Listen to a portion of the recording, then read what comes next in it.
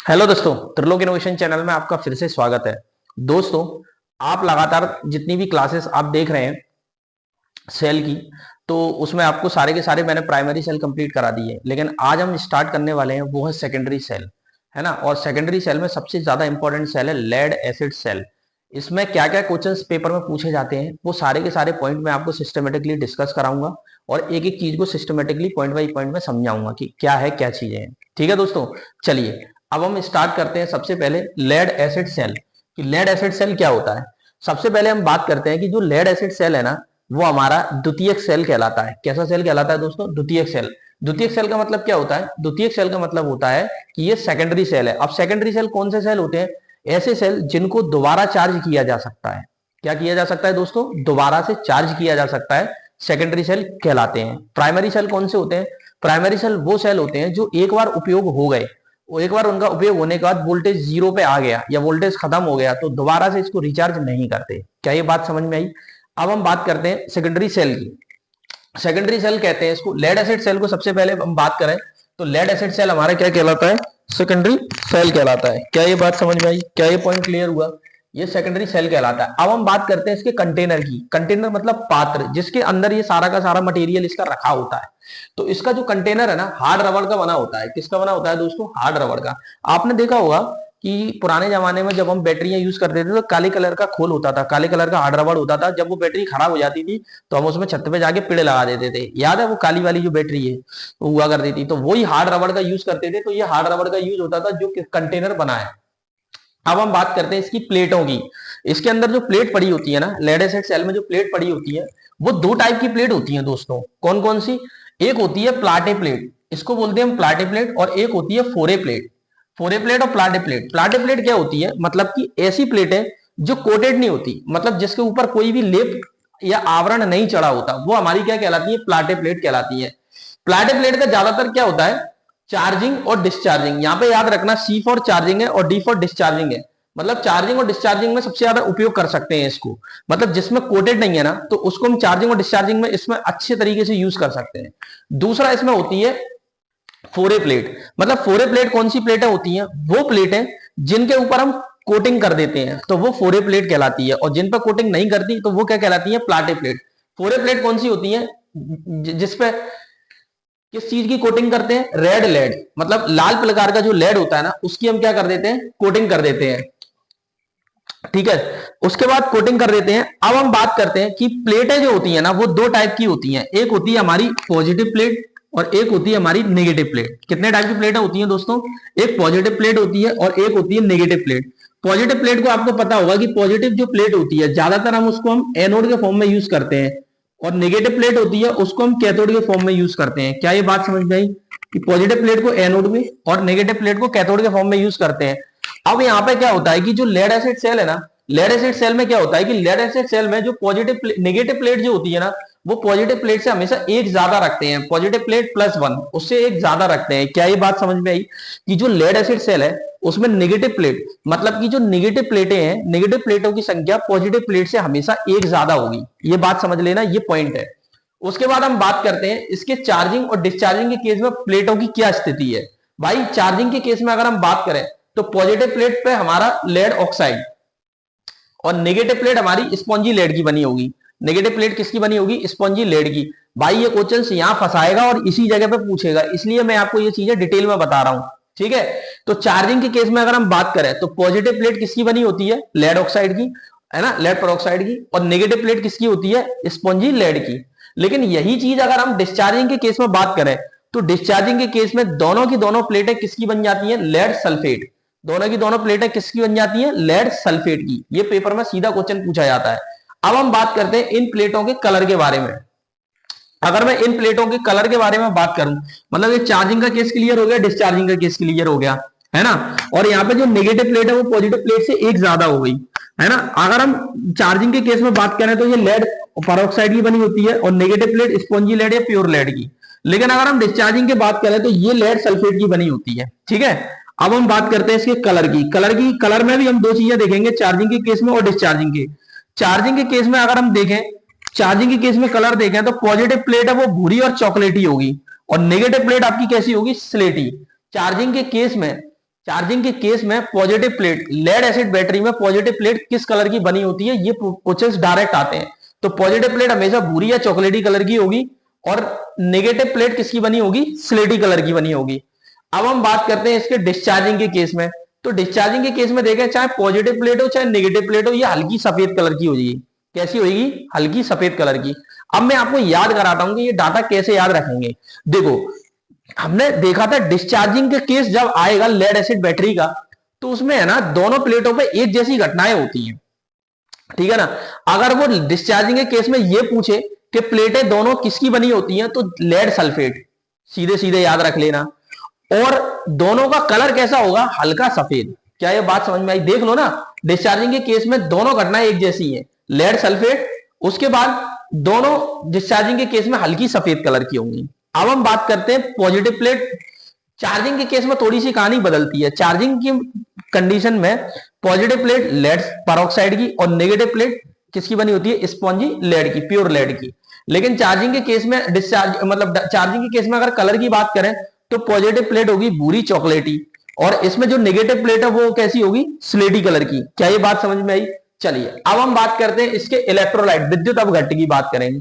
भाई विद्युत अपघट्ट की अगर हम बात करते हैं, तो इसमें H2SO4 का यूज करते हैं और पानी का उपयोग करते हैं, इन दोनों के मिश्रण का यूज करते हैं।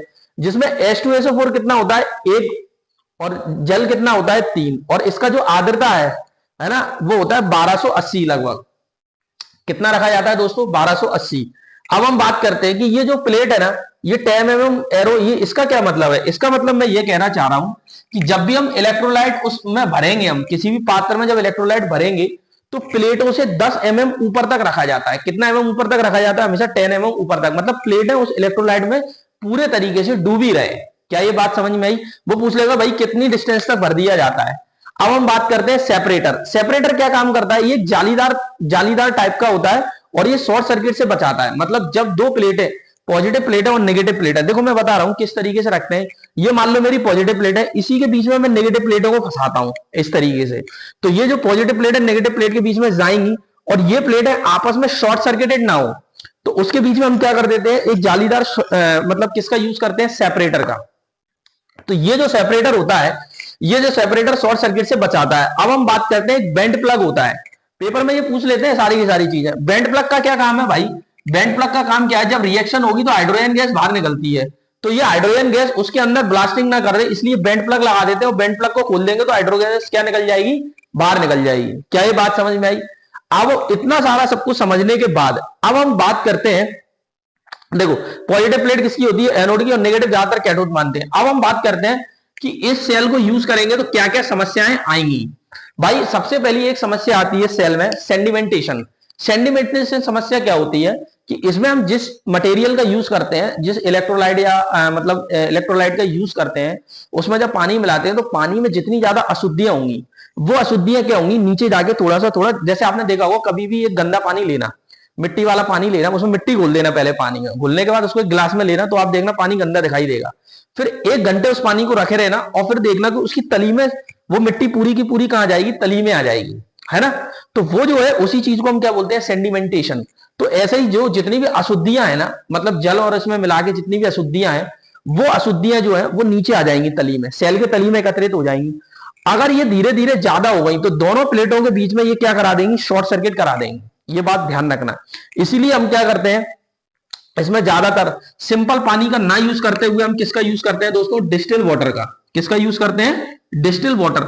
डिस्टिल वाटर का क्यों यूज करते हैं, डिस्टिल वाटर एक्चुअलिटी में प्योर वाटर होता है ना, प्योर वाटर होता है। इसलिए कभी कभी पूछते हैं ना कि यार बैटरी में पानी डालना है तो कौन सा पानी डालेगा, तो भाई डिस्टिल वाटर डालते हैं। क्या डालते हैं दोस्तों, डिस्टिल्ड वाटर। इसमें अशुद्धियां नहीं होती, जिसके कारण क्या होगा, सेंडिमेंटेशन का कोई नुकसान नहीं होगा। अब हम बात करते हैं सल्फेशन। सल्फेशन क्या समस्या है, ये एक और नई प्रकार की समस्या है इसमें। भाई जब हम किसी भी बैटरी को यूज नहीं कर रहे हैं और उसे बहुत दिनों तक छोड़ देते हैं, तो इसके अंदर जो लेड सल्फेट होता है ना, वो ना हार्ड होने लगता है। मतलब जो मटेरियल लेड सल्फेट का भरा होता है ना, वो क्या करने लगता है, थोड़ा सा प्लेटों का जो लेड सल्फेट होता है ना, वो हार्ड होने लगता है। तो हार्ड होने लगेगा और फिर अपन इसको एकदम से चार्ज करेंगे। कभी आपने देखा होगा कि आप मोबाइल बहुत दिन तक छोड़ देना, और फिर बहुत दिन बाद, लगभग 2-3-4 महीने बाद जब चार्ज करेंगे तो मोबाइल बहुत देर में ऑन होता है, देखा होगा आपने। वो किस वजह से होता है कि वो उसकी है ना, जिसके अंदर जितना भी मटेरियल है वो कड़क हो जाता है ना। ऐसे ही लेड एसिड में क्या होता है कि जो लेड सल्फेट है ना वो कड़ा होने लगता है बहुत ज्यादा समय में चार्ज डिस्चार्जिंग करेंगे तो उसकी वजह से क्या होगा कि फिर बैटरी का इंटरनल रेजिस्टेंस बढ़ जाएगा, और इंटरनल रेजिस्टेंस बढ़ने के कारण बैटरी में हीट बढ़ने लगेगी, और हीट बढ़ेगी तो बैटरी के डैमेज होने के चांसेस बढ़ जाएंगे। तो हम क्या करते हैं, इसको हमेशा क्या ध्यान रखना है, सल्फेशन, अगर इस समस्या को अगर हमें खत्म करना है तो इसमें हमें यह करना होगा कि बैटरी को समय समय पर चार्जिंग या डिस्चार्जिंग करते रहें। क्या करते रहें दोस्तों, समय समय पर चार्जिंग डिस्चार्जिंग। जब आपको बैटरी को बहुत देर में मतलब बहुत टाइम तक यूज नहीं करना है तो उसमें हम एक नई चार्जिंग का उपयोग करते हैं जिसको हम बोलते हैं ट्रिकल चार्जिंग, और ट्रिकल चार्जिंग हम आगे जाके पढ़ेंगे, है ना। चलिए, यहां तक बात समझ में आई। मतलब हफ्ते में कम से कम इसको एक बार चार्ज करते रहे, है ना। ये चीज क्लियर हो गया।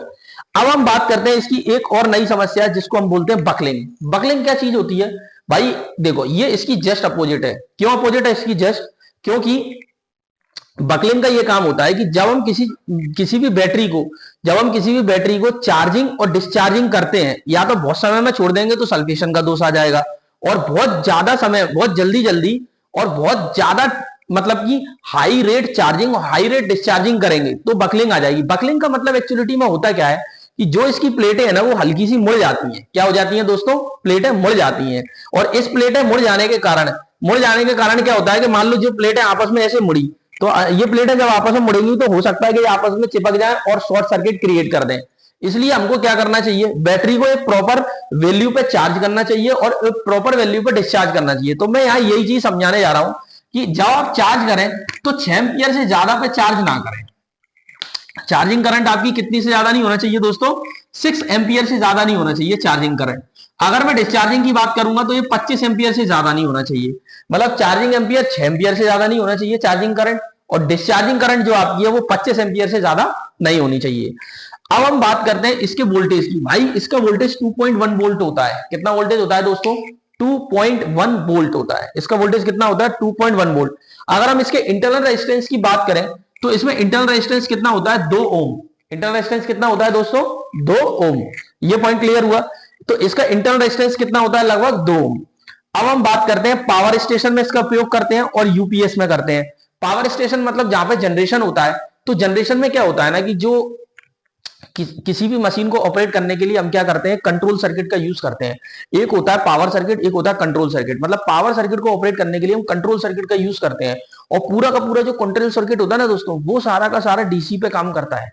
इसीलिए हम यहाँ पे क्या करते हैं, पावर बैंक का यूज करते हैं जितने भी जनरेशन होते हैं वहां पे। ये बात समझ में आई।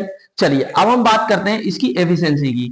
दोस्तों इसकी एफिशिएंसी, इसको बोलते हैं एम्पियर आवर एफिशिएंसी, जो 90 से 95% तक होती है। और अगर मैं वाट आवर एफिशिएंसी की बात करूं तो वो 72 से 80% होगी। एम्पियर आवर एफिशिएंसी 90 से 95% होगी, और वाट आवर एफिशिएंसी 72 से 80% तक होगी। क्या ये बात समझ में आई, क्या ये पॉइंट क्लियर हुआ। चलिए अब हम बात करते हैं इसके जीवन काल की। इस सेल का जीवन काल क्या है, 1250 चार्जिंग और डिस्चार्जिंग। मतलब इसको 1250 बार चार्ज और डिस्चार्ज कर सकते हैं, ये इसका जीवन काल होता है।